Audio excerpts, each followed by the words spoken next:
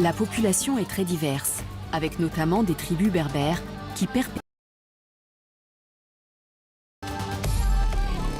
Après plus d'un siècle de colonisation, le pays est devenu indépendant au début des années 1960. Son ascension, alimentée par ses ressources pétrolières, a été longue et chaotique. C'est une nation encore relativement jeune et un trésor méconnu des voyageurs. Des guides et des experts locaux vont nous faire découvrir l'Algérie secrète.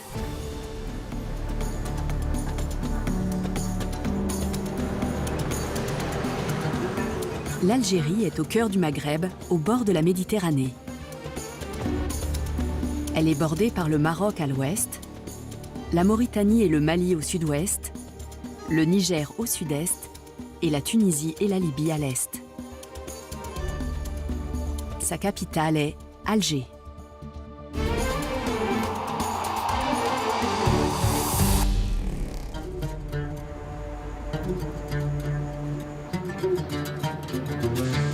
De 1830 à 1962, le pays a été une colonie française et cette période y a laissé une trace profonde, notamment à Alger.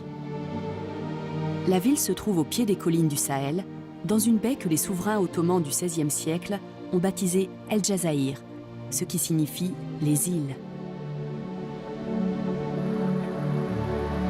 La ville est toujours le pôle commercial de l'Algérie et sa population est majoritairement musulmane. L'architecture et l'atmosphère mêlent des influences venues d'Europe, d'Afrique et d'Orient, nées d'un passé de conquête et de colonisation. Le plan de la ville dévoile justement ces différentes facettes.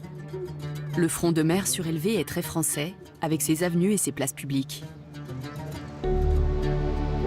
Juste derrière, il y a la Casbah, la vieille ville bâtie par la dynastie berbère des Zirides au Xe siècle. Elle a ensuite été agrandie par l'Empire ottoman au XVIe et XVIIe siècle. En 1830, la France a lancé l'expédition d'Alger pour conquérir la ville et le pays. Au fil du temps, des centaines de milliers d'immigrés français et européens se sont installés sur place. Leurs descendants ont été surnommés les Pieds Noirs. Les Français ont imposé leur autorité politique, mais aussi architecturale. À l'exception de la Casbah, Alger ressemble beaucoup aux grandes villes du sud de la France. Akli Amrouche, spécialiste en architecture, nous parle de l'organisation de la ville. Les Français, quand ils sont venus, la première chose, c'était bien entendu d'occuper les lieux militairement. Toute la basse Casbah a été détruite pour faire place à un champ de manœuvre pour les militaires. Et puis on a commencé à faire des percées et ouvrir des rues pour commencer l'urbanisation. Et on a construit comme ça Alger successivement sur un plan style haussmannien, avec des immeubles de type classique, avec un soubassement, en arcade, un corps très décoré. Le Théâtre national d'Algérie a été l'un des premiers édifices bâtis au début de la colonisation française, dans un style très européen.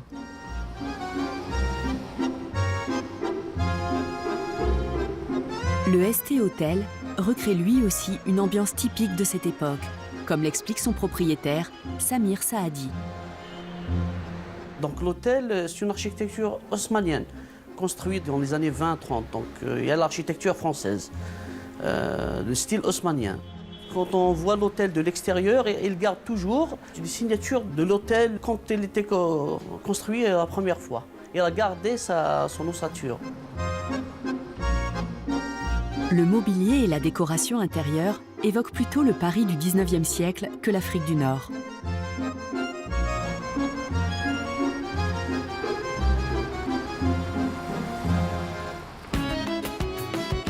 Au début du XXe siècle, les Algériens ont aussi cherché à intégrer dans leur environnement urbain d'autres éléments de leur passé. C'est ainsi qu'on trouve à Alger des bâtiments apparus sous la colonisation française, mais avec des motifs néo-mauresques. Les styles andalous et mauresques témoignent du passé islamique de la ville. La Grande Poste est l'un des meilleurs exemples. Elle a été conçue en 1910 par deux architectes français, et elle est dans un style néo-mauresque. De nombreuses manifestations se sont déroulées à ses pieds et elle reste un point de ralliement pour toute la population algéroise.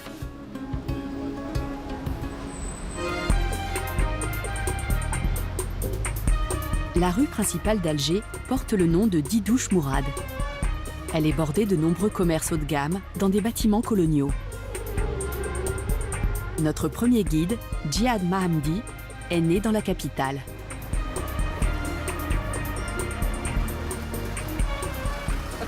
Une astuce très utile en Algérie.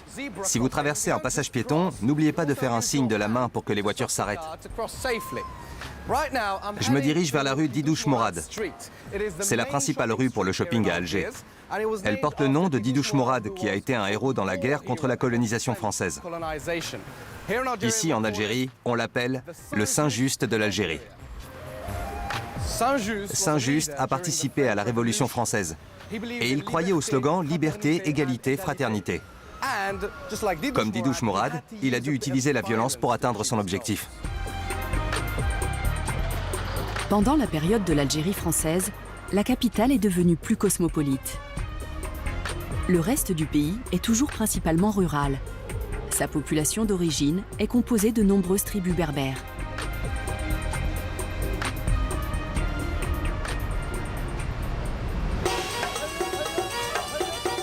Longtemps, l'Algérie a été dominée par l'Empire ottoman, qui a laissé une empreinte profonde. Le quartier du Telemli, à Alger, est en hauteur.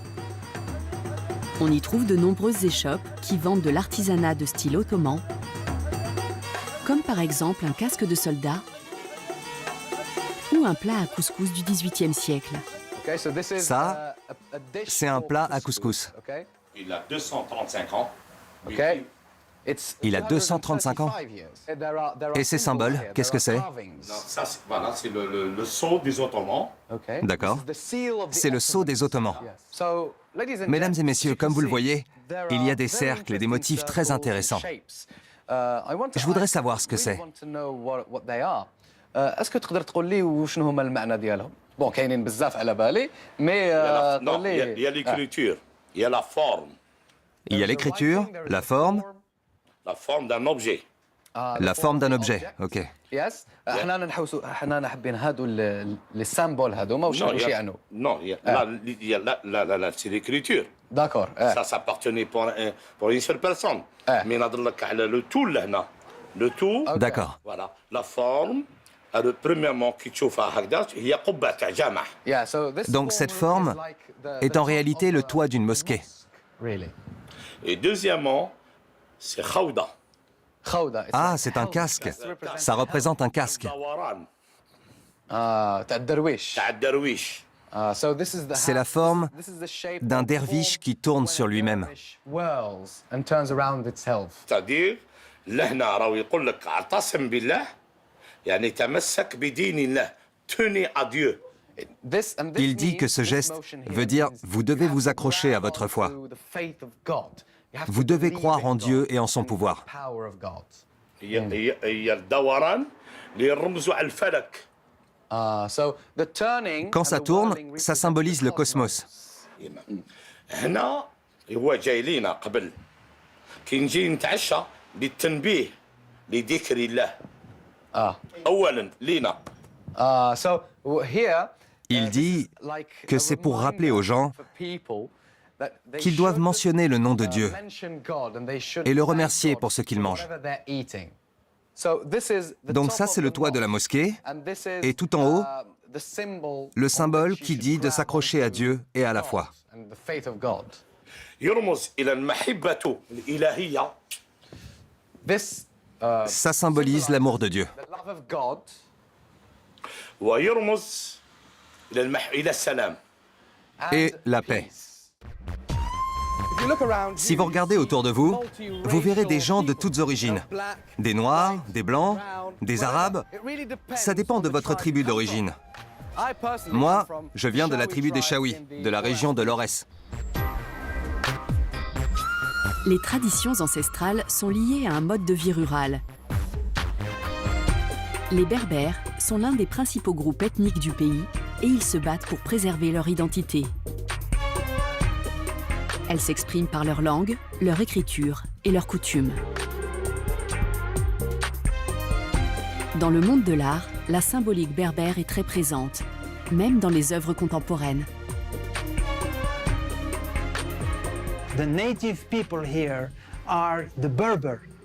Les Berbères sont le peuple autochtone de l'Algérie et ils ont de nombreux symboles dans leur écriture.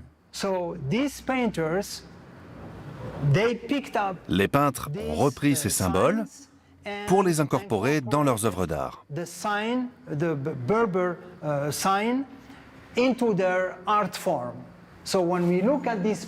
Quand on regarde de près ces tableaux, on distingue de nombreux motifs.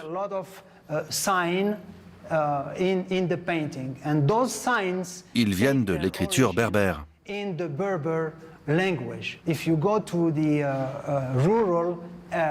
Dans les régions rurales, comme Batna ou la Kabylie, il y a beaucoup de Chaouis et de Berbères. Ils ont souvent des tatouages sur le visage, les mains et les pieds. Ces motifs font référence au caractère de l'écriture berbère. Donc ils sont culturels. Les peintres les ont repris pour les intégrer en arrière-plan sur leur tableau.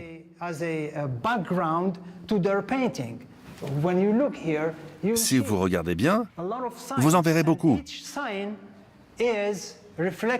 Ce sont des caractères berbères. C'est de l'art brut.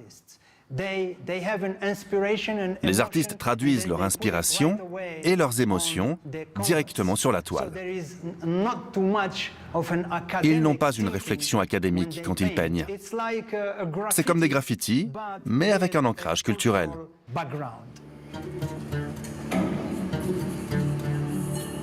Les jeunes créateurs tentent de s'exprimer dans un pays plus connu pour ses problèmes politiques que pour sa scène artistique.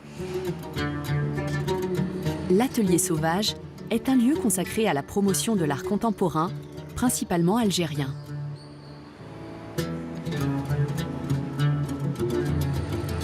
Sa propriétaire et directrice est Feriel Gassimi.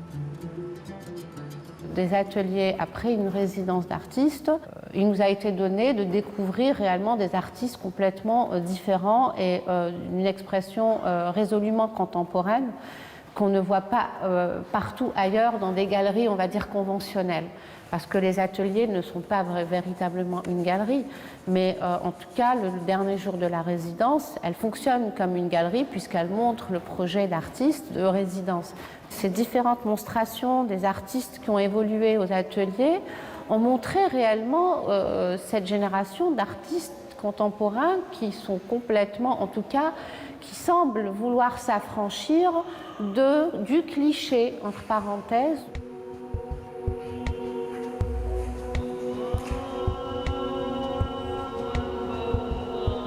Alger est la capitale politique mais aussi religieuse du pays. Elle compte plusieurs centaines de mosquées, dont certaines ont été converties en églises pendant la colonisation française. La mosquée Ali Betchine a été bâtie en 1622. Les Français ont réduit la taille de son minaret. Elle est redevenue une mosquée au moment de l'indépendance.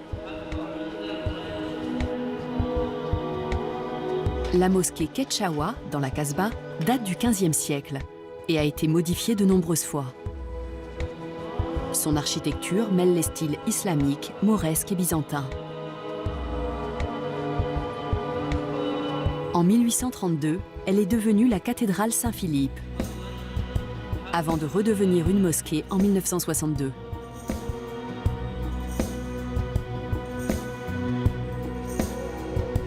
Aujourd'hui, l'Algérie prêche la tolérance religieuse. Églises et mosquées sont côte à côte. La basilique la plus célèbre est Notre-Dame d'Afrique. La paroisse est dirigée par le père José Maria Cantal. L'Algérie est un très beau pays, plein d'apparentes contradictions, où vous trouvez, par exemple, dans le même groupe d'amis, une fille qui porte le voile et une autre qui porte une jupe courte. une religion officielle qui est l'islam et une bienveillance assez grande envers les églises qui existent depuis toujours en Algérie. Vous avez en même temps qu'un certain islam radical grandit. Nous sommes dans un pays où vous avez en même temps une évolution de la société qui va vers plus de rigueur et affirmation d'une identité, à une partie de la société qui souhaite qu'il y ait une ouverture et une diversité plus grande. Tout ça dans le même pays, le même jour. Djihad, notre guide, nous fait découvrir le patrimoine religieux. Je voulais vous montrer ce truc là-haut. Vous ne rêvez pas. C'est un réacteur nucléaire au cœur d'Alger. Non, je plaisante. C'est une cathédrale. Ici, en Algérie, on n'a pas que des musulmans. On a aussi des chrétiens. La cathédrale du Sacré-Cœur est surnommée affectueusement le Montmartre algérien. Elle a été imaginée par 3 Français, les architectes Paul Herbé et Jean Lecouteur, et l'ingénieur René Sargé. Elle a un plan en croix et une impressionnante coupole au-dessus de la nef. Le plus frappant est son côté sombre et angulaire. L'ambition était de faire un édifice aux formes pures et austères.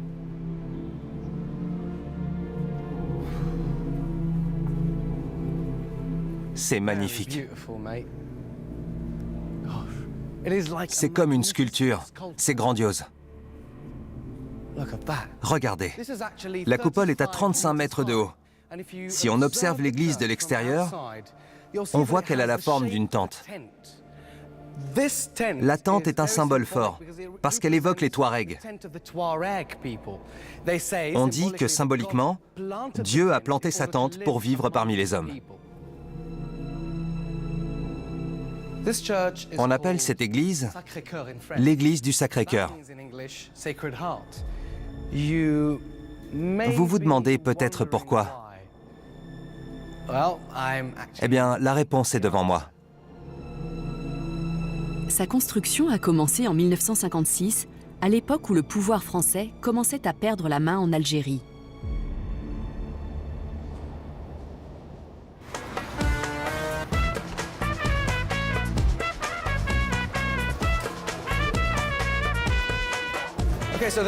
Pour circuler dans Alger, la meilleure solution, c'est le métro. Il a ouvert en 2011 et à l'époque, c'était le deuxième jamais construit en Afrique. Ici, en Algérie, on parle 3 langues, l'arabe, le français et le berbère. Je sélectionne français parce que c'est la deuxième langue du pays. Je veux un voyage métro. Et pour seulement 50 dinars, je peux faire le tour d'Alger. Juste avec ça.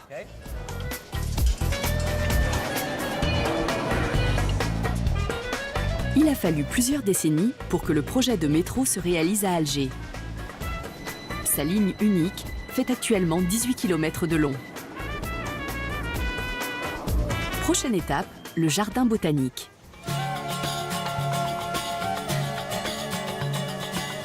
Il a été créé au XIXe siècle par les Français. À l'époque, c'était ce qu'on appelait un jardin d'essai, un terrain d'expérimentation établi dans une colonie pour tester la production agricole sous un climat différent de la métropole.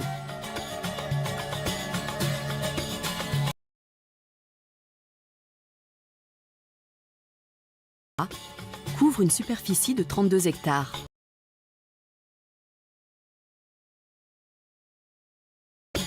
Le jardin botanique du Hama couvre une superficie de 32 hectares. C'est un lieu de promenade, mais aussi de recherche et d'activités éducatives. C'est un parc paisible qui donne sur la baie d'Alger.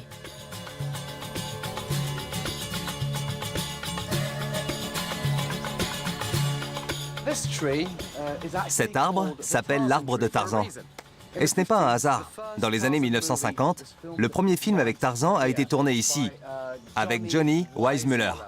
Il venait ici, avec son chimpanzé.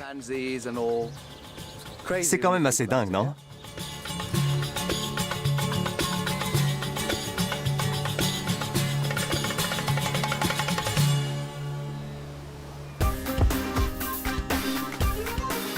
À 40 minutes de route d'Alger, Tipaza est un site qui vaut le détour. Il faut longer la côte vers l'ouest pour atteindre ce port romain.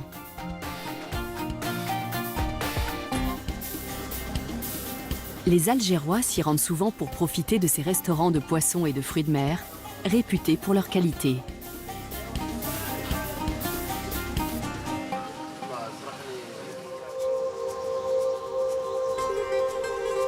Les visiteurs vont aussi à Tipaza pour admirer ces magnifiques ruines de l'époque romaine. Le site est dans un parc national, au milieu d'une forêt de pins qui surplombe la baie.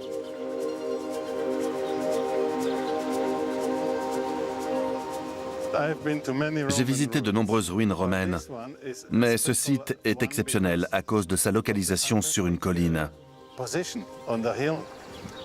On a une vue imprenable sur la mer, de tous les côtés. Depuis sa création,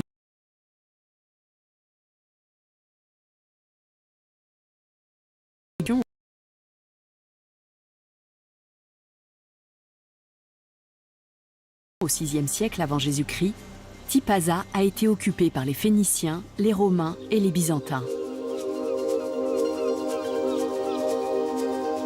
Au fil du temps, la cité s'est dotée d'un centre-ville très actif, avec une artère principale qui mène à la mer. On y trouve un amphithéâtre romain et des basiliques chrétiennes. Nous avons rencontré l'archéologue Salim Sabour. La ville de Tipaza, elle est construite différemment des autres villes. Elle est située sur un mamelon. Automatiquement, elle a une vue vers la mer et elle peut se défendre elle-même. On a aussi, parce qu'il ne faut pas oublier, au milieu du premier jusqu'au début du deuxième, il y a eu des invasions de la population autochtone qu'on appelait les Maures. C'est pour ça que les Romains, pour se protéger, ils en ont construit une muraille qui fait 3 km 600 avec des sentinelles pour monter la garde. Ça, l'unicité, c'est beaucoup plus. Il y a des choses qu'on ne trouve pas à Tipaza, qu'on trouve ailleurs. Déjà, je ne sais pas, c'est le terrain qui ne s'y prêtait pas, ou bien c'était beaucoup plus une ville de loisirs, beaucoup plus de bien-être. En l'an 430, Tipaza a été détruite par la tribu des Vandales, venue d'Europe orientale. La cité a été abandonnée, mais pas pour autant oubliée. Elle est aujourd'hui classée par l'UNESCO au patrimoine de l'humanité.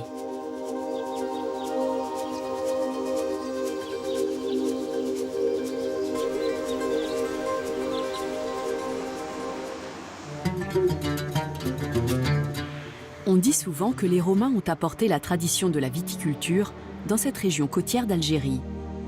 Pourtant, des traces montrent que les Berbères produisaient déjà du vin sur cette terre fertile avant l'arrivée des conquérants. Les vignerons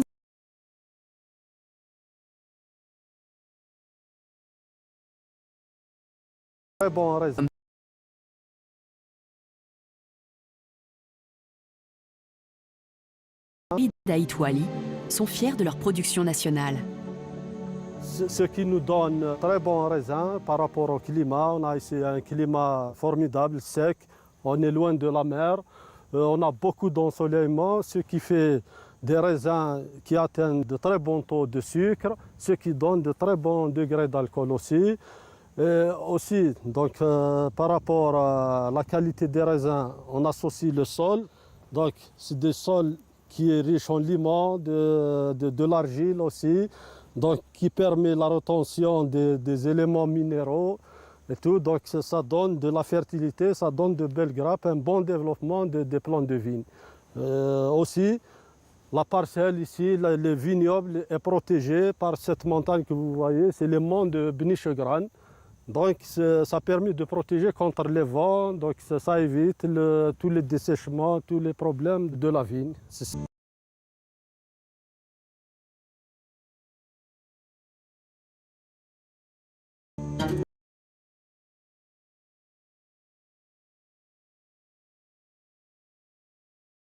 Qui fait de Mascara une région viticole par excellence.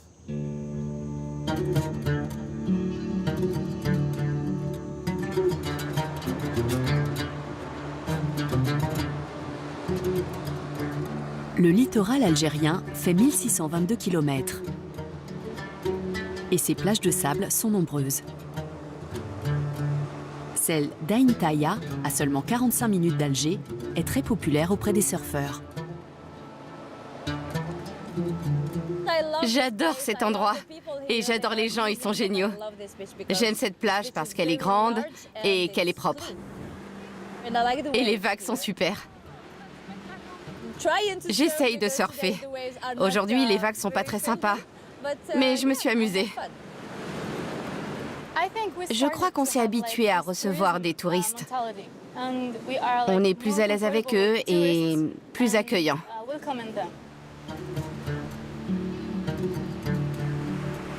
Cette côte est encore méconnue des touristes. Mais les Algérois, notamment les amateurs de sports nautiques, y viennent souvent pour la journée. Question sécurité, je peux vous assurer qu'il y a la sécurité. Donc c'est vrai que l'information qui est donnée à travers la radio, les chaînes télévisées ailleurs qu'Alger donne une mauvaise image. Il y a un potentiel ici en Algérie, il y a 1600 km de côte et c'est vraiment, on peut faire mieux, on peut donner une meilleure image à l'Algérie par rapport aux touristes. Parce qu'il y a un potentiel vraiment énorme.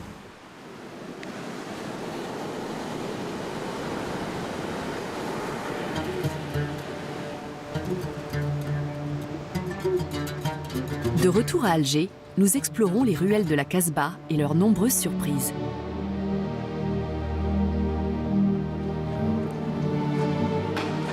La tradition et la modernité se croisent souvent. Par exemple, avec des groupes de sport urbains comme The Algerian Parcours Family.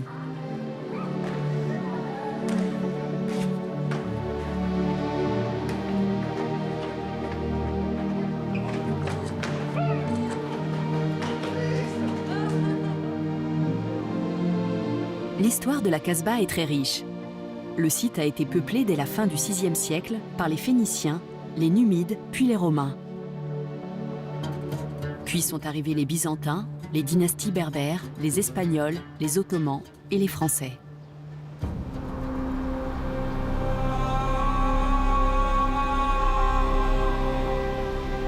L'Empire ottoman est sans doute celui qui a le plus marqué Alger.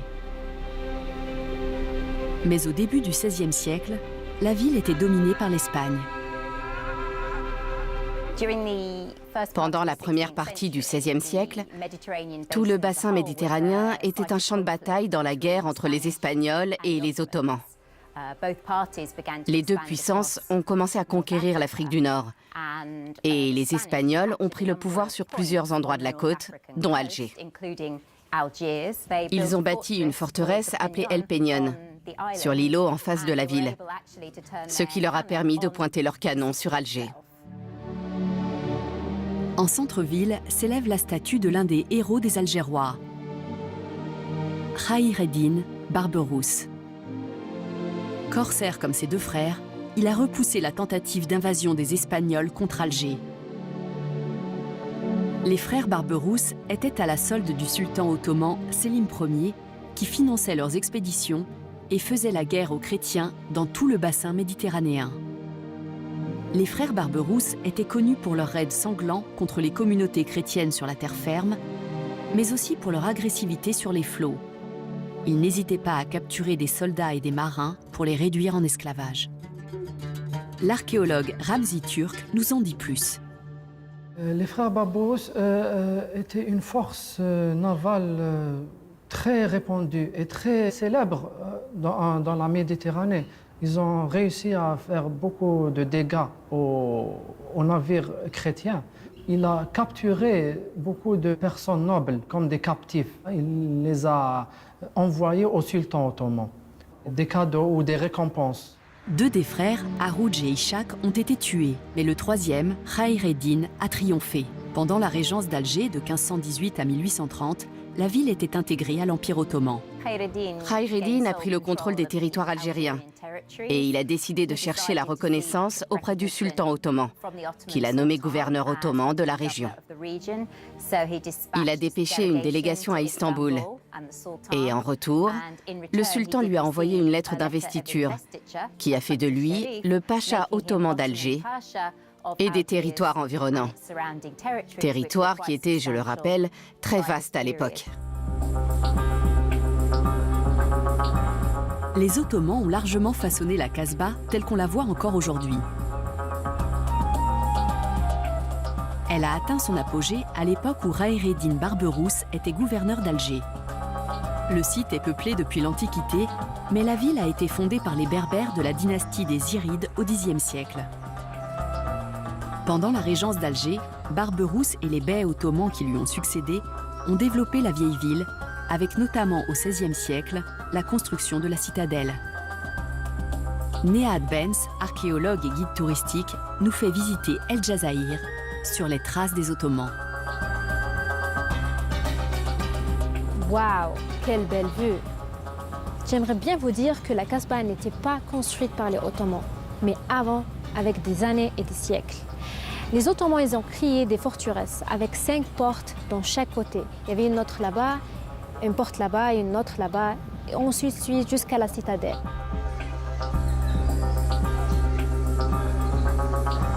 En descendant de la citadelle, on rentre dans une ruelle principale.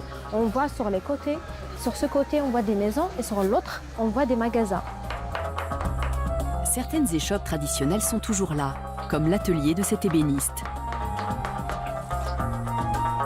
Salam alaikum. Dans l'autre côté, on voit aussi des magasins.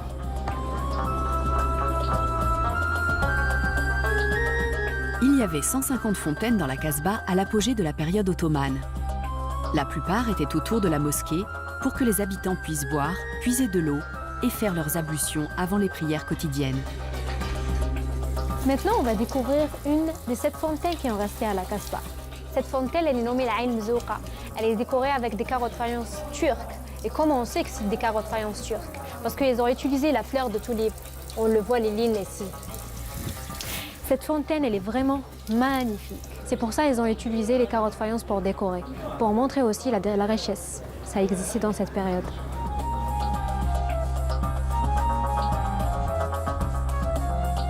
Ça, c'est un des ateliers que je l'aime trop, parce que c'est pour la céramique et pour Bahia. Bonjour Bahia. Bonjour.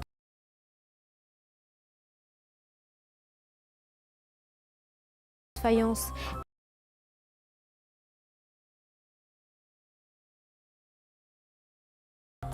Ça va?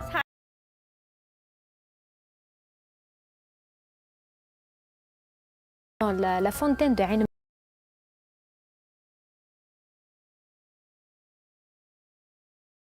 Bahia, elle fait la reproduction des carreaux de faïence, comme les carreaux de faïence qu'on a vus dans la fontaine de Ain Mzouqa. C'est des reproductions que je fais, c'est des carreaux qui descendent du XVIIe siècle. C'est les mêmes motifs qu'on trouve au territoire méditerranéen. C'est en Portugais, en Tunisie, en Espagne, en Turquie. C'est des carreaux plutôt qu'on trouve au niveau des palais, les vieilles maisons de la Kasbah, les maisons qu'on appelle maisons mauresques. Ça, c'est du mauresque, voilà. On va voir maintenant le bois qui est utilisé pour supporter et renforcer les meubles, qui a été utilisé par les Ottomans. Et le type de bois, c'est tuya. C'est antisismique et anti-humidité. C'était vraiment magnifique d'utiliser ce bois. Pendant la régence d'Alger, la Kasbah abritait aussi une communauté juive. Il y avait plusieurs milliers de juifs à Alger et ils se consacraient au commerce et à l'artisanat. Ces signes se divisent les ruelles de la Kasbah. Et en vérité, dans la période ottomane, c'était comme des signes pour diviser et pour dire que cette ruelle pour les musulmans ou pour les juifs. Lorsqu'on voit deux mains et au centre, il y a la fleur de l'œillet et le croissant, ça veut dire que c'est une ruelle pour les musulmans. Lorsqu'on voit une main et le serpent sur le côté et l'étoile de David au centre, ça veut dire que c'est une ruelle pour les juifs. Et comme ça, on sait bien que les musulmans et les juifs sont vivés en paix, il n'y avait aucun problème entre eux. Il y a eu jusqu'à 30 000 habitants dans la Kasbah pendant sa période faste, avec une centaine de mosquées, de nombreux harems, des hammams et des souks. certains juifs tenaient des auberges qui avaient le droit de servir de l'alcool. La plupart des bâtiments bien conservés sont ottomans, comme cette mosquée du XVIIIe siècle.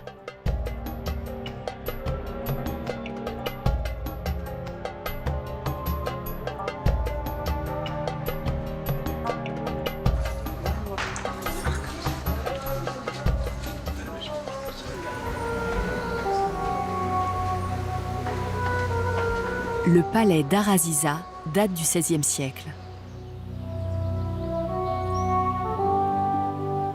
C'est l'un des plus beaux de l'époque, avec des faïences et des marbres de grande beauté, importés de tout l'Empire ottoman.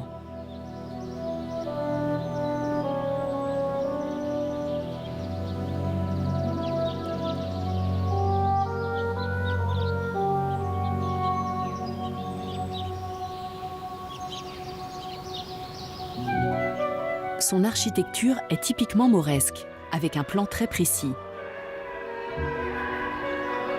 La cour centrale donne de la fraîcheur et de l'espace au palais. Le premier niveau est pour les invités et le second pour la famille.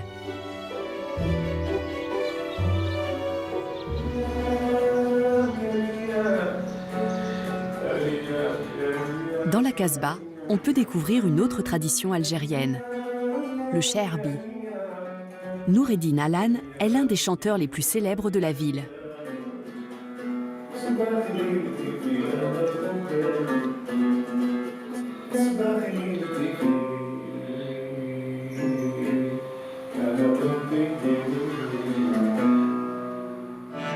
Dans la musique shabi, le chanteur, c'est lui le chef d'orchestre. Il est apte, il est prêt à jouer l'instrument. C'est un genre musical, c'est comme le country, c'est comme le blues. Il est très apprécié par la masse populaire en Algérie. Et c'est une musique on peut dire des pauvres.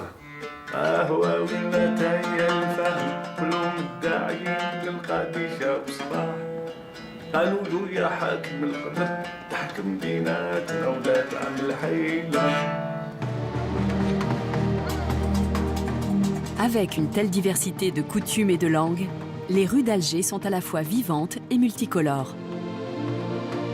Les cafés et les bars sont toujours très animés.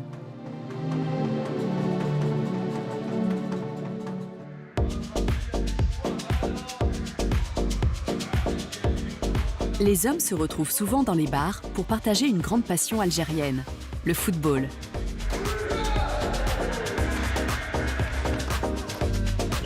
Ils jouent aussi à des jeux plus traditionnels comme les dominos.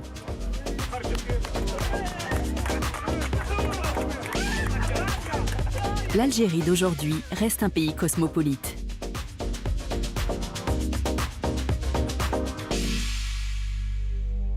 L'un de ses enfants les plus connus est sans doute l'écrivain Albert Camus, né à Alger de parents pieds-noirs. Il a grandi dans la pauvreté et s'est élevé contre les traitements inégalitaires réservés à la majorité berbère et arabe.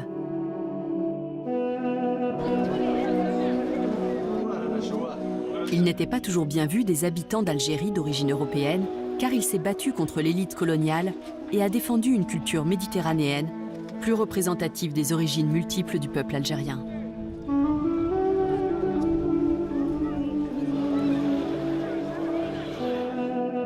Il a beaucoup parlé du racisme et des droits de l'homme, et au moment de la guerre d'Algérie, on a voulu le contraindre à choisir un camp.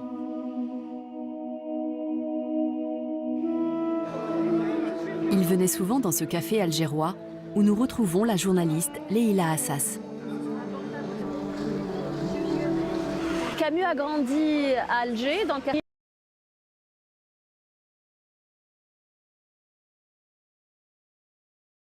entre guillemets de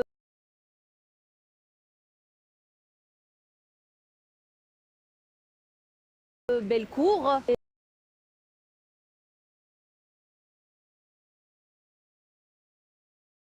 Les arrière-grands-parents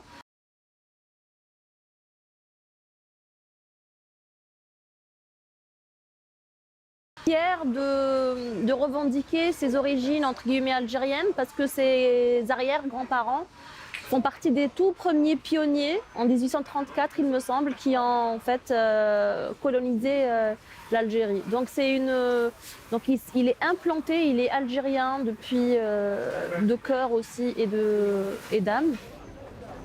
Camus, il s'est toujours opposé à la manière de faire du FLN, notamment le phénomène des poseuses de bombes dans des espaces publics qui ont visé des civils. Et je pense que c'est à ce moment-là, en fait, que ses positions par rapport à l'indépendance de l'Algérie ont commencé à être déroutées. Boualem Benamirrouch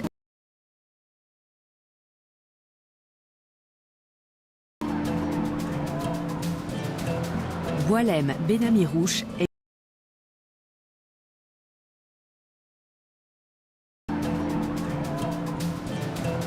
Boualem Benamirrouch est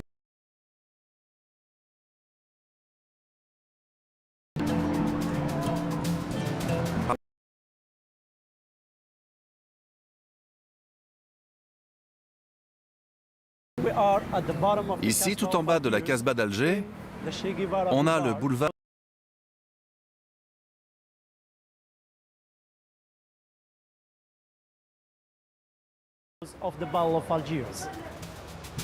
Il y a Ali Lapointe, ancien délinquant qui s'était engagé dans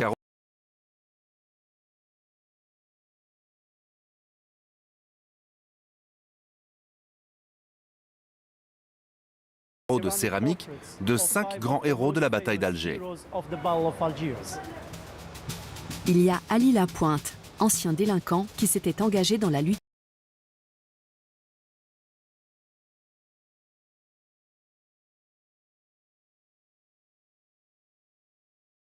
céramique de 5 grands héros de la bataille d'Alger. Il y a Ali Lapointe, ancien délinquant qui s'était engagé dans la lutte pour la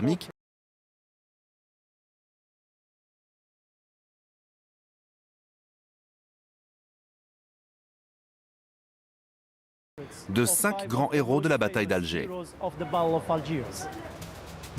Il y a Ali Lapointe, ancien délinquant qui s'était engagé dans la lutte pour l'indépendance. Taleb Abderrahman.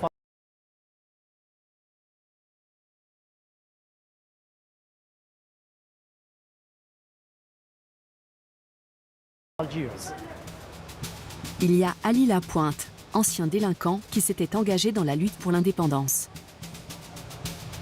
Taleb Abderrahman.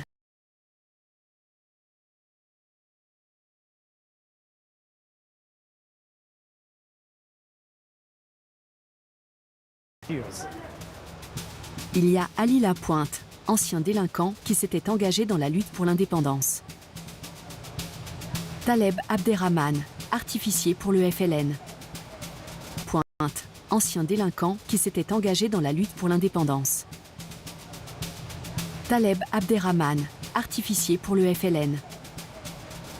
Hadji Othman, dit Ramel, qui a refusé de se rendre aux Français.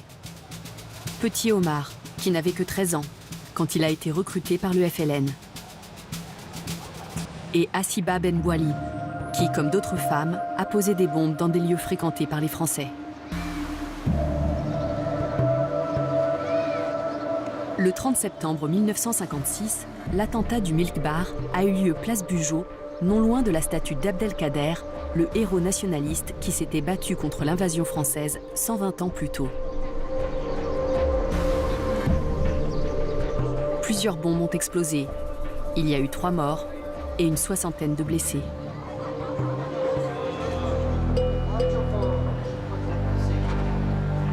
Cet attentat du FLN a marqué le début de la bataille d'Alger. De nombreux événements ont eu lieu dans la Casbah, mais aussi dans la tristement célèbre prison de Barberousse. Notre guide Al-Krim Toumi poursuit le récit. On est tout en haut de la Casbah, où on voit la prison de Barberousse, qui appartient à l'héritage colonial français. De très nombreux résistants, c'est-à-dire les Moudjahidines, ceux qui ont participé à la bataille d'Alger pendant la période révolutionnaire, ont été emprisonnés ici. Et vous devez savoir que lors de ce conflit, la première exécution par la guillotine a eu lieu ici. En effet, de nombreux membres du FLN ont été guillotinés pendant la guerre. 69 résistants ont été guillotinés par les Français. Parmi eux, il y avait Louni Areski, mort en martyr. Il a été guillotiné le 8 avril 1957. Le deuxième courageux martyr était Abderrahmane Taleb. Il a été guillotiné le 24 avril 1958.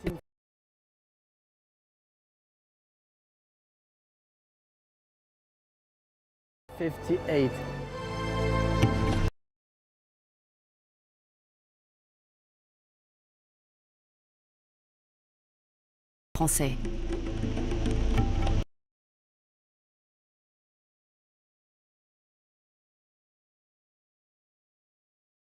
Youssef Saadi, chef du FLN à Alger, a ordonné à ses hommes de s'en prendre aux civils français. Ainsi a commencé la seconde phase de la bataille d'Alger. En 1957, les indépendantistes algériens ont commis plusieurs centaines d'attentats et les autorités françaises ont tenté de reprendre le contrôle d'Alger, et notamment de la Casbah. La Casbah a été secouée par de nombreuses explosions, comme le 10 août 1956, avec l'attentat de la rue de Thèbes.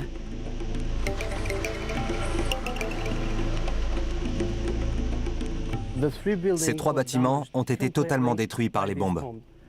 Malheureusement, il y a eu 10 blessés et 73 martyrs ont perdu la vie. L'affrontement entre l'armée française et les guérillas urbaines des indépendantistes est devenu de plus en plus violent.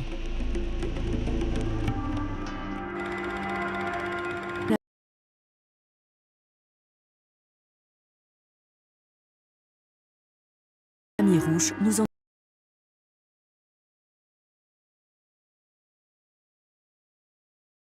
resté longtemps.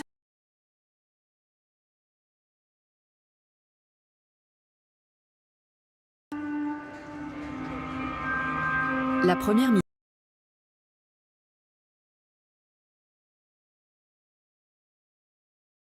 Notre guide Boualem Benami Rouge nous en dit plus. La première mission d'Ali Lapointe a eu lieu fin 1955 dans ce café de la Casbah, où le FLN a voulu tester son sang-froid. On lui a demandé d'attendre un policier français qui avait l'habitude de venir tous les après-midi pour recueillir des informations fraîches sur le FLN auprès d'un serveur. Et il devait l'abattre. Une femme devait lui donner le revolver. Il l'a pris et il a fait face au policier français pour le tuer. Mais le revolver n'était pas chargé. C'était juste un test. Ensuite, il a demandé à rencontrer ceux qui avaient envoyé la femme. C'est comme ça qu'il a rencontré Youssef Saadi. Ensuite, il s'est fait un nom pendant la bataille d'Alger. Salam alaikum.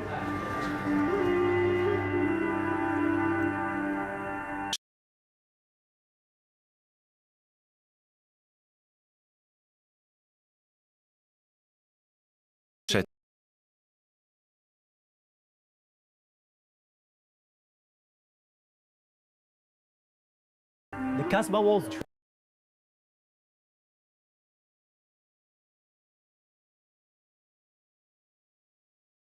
hiding in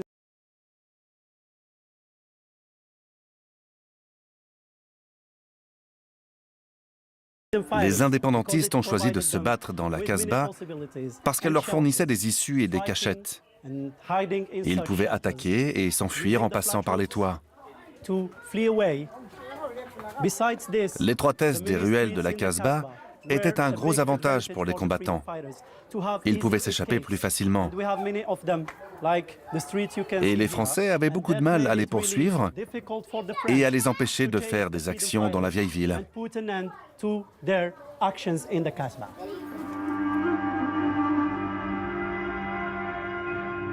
Khaled Mayout, un habitant de la Casbah, nous montre une cachette secrète utilisée à l'époque par ceux qui voulaient échapper aux soldats français. La profondeur avait 20 mètres. Ils ont utilisé comme une cache. Et après, il devient une cache parce qu'ils ont fait l'opération jumelle. Toute l'Algérie.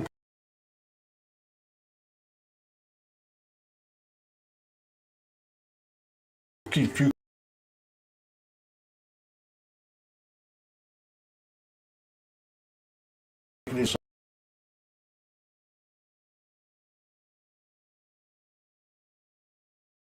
Donc ils ont été cachés ici.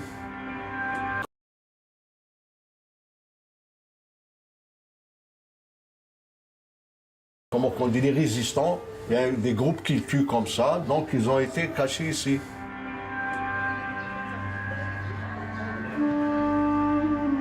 Al-Krim Toumi, notre guide, nous emmène un peu plus loin pour rencontrer le fils d'un indépendantiste.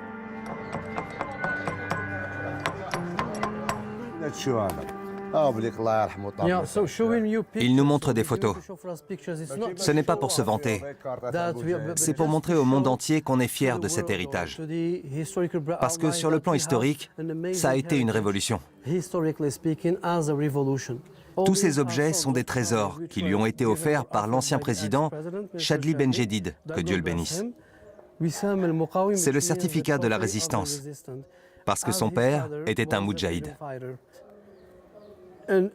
Il a sa carte de résistant et une médaille qui rend hommage à son action dans la...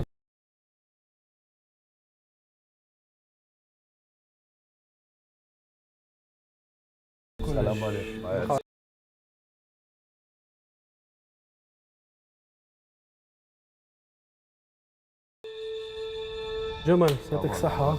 لا مزيان. الله يعاونكم. شكرا على كل شيء. على خير. بسلامة. La bataille d'Alger a été racontée par Gillo Pontecorvo dans le film du même nom, avec Brahim Hadjadj dans le rôle d'Ali Lapointe. Le film a été tourné en 1966, 4 ans après la proclamation de l'indépendance algérienne, dans les rues où les faits se sont déroulés. Les habitants de la Casbah se souviennent des événements les plus marquants de l'époque. Dans ce passage, il y a eu un incident parmi les plus célèbres. C'est ce qui arrive au 4e héros, Ramel. Le 24 août 1957, 4 indépendantistes se sont retrouvés pris au piège dans cette maison. Ils étaient cernés par les parachutistes français qui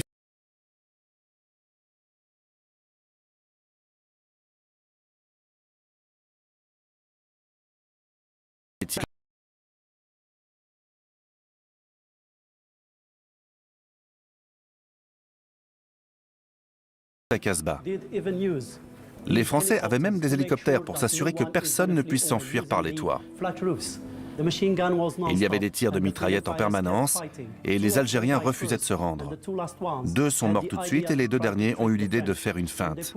Ils ont accroché un panier à une corde avec dedans des papiers et des armes pour faire croire aux Français qu'ils voulaient se livrer. Des soldats se sont avancés vers le panier sans se douter qu'il contenait une bombe. Elle a explosé et les a tués.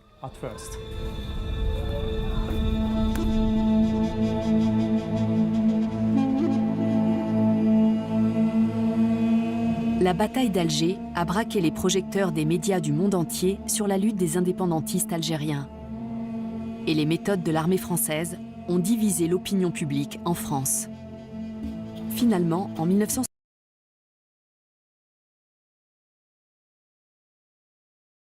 dans une guerre meurtrière.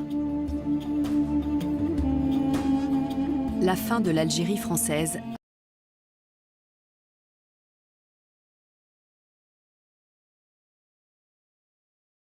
Algérie, après 8 ans d'une guerre meurtrière. La fin de l'Algérie française a provoqué un exode vers la France. Environ 1 million de pieds noirs, des habitants algériens d'origine française, ont été rapatriés, dont 100 000 juifs.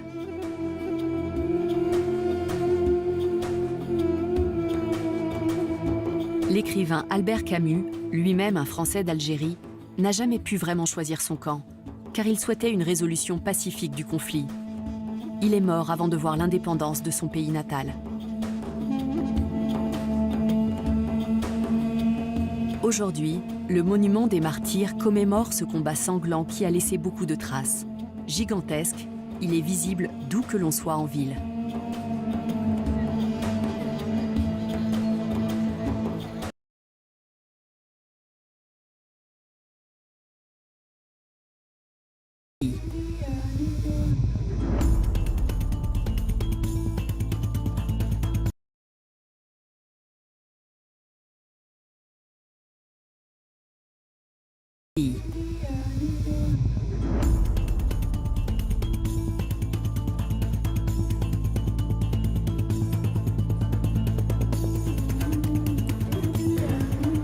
chaque région a ses coutumes. C'est notamment le cas pour le plat emblématique du Maghreb, le couscous. L'un de nos guides, Djihad, retrouve justement des amis au restaurant pour le rituel du vendredi soir.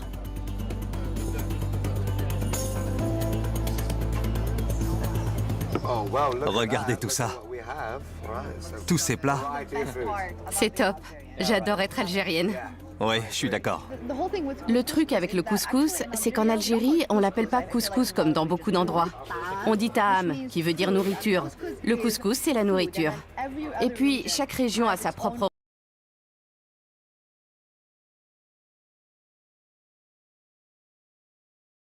Dans toutes les familles algériennes, les gens se voient pas pendant la semaine.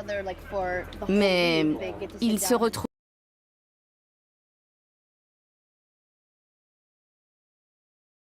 Les familles algériennes, les gens se voient pas pendant la semaine.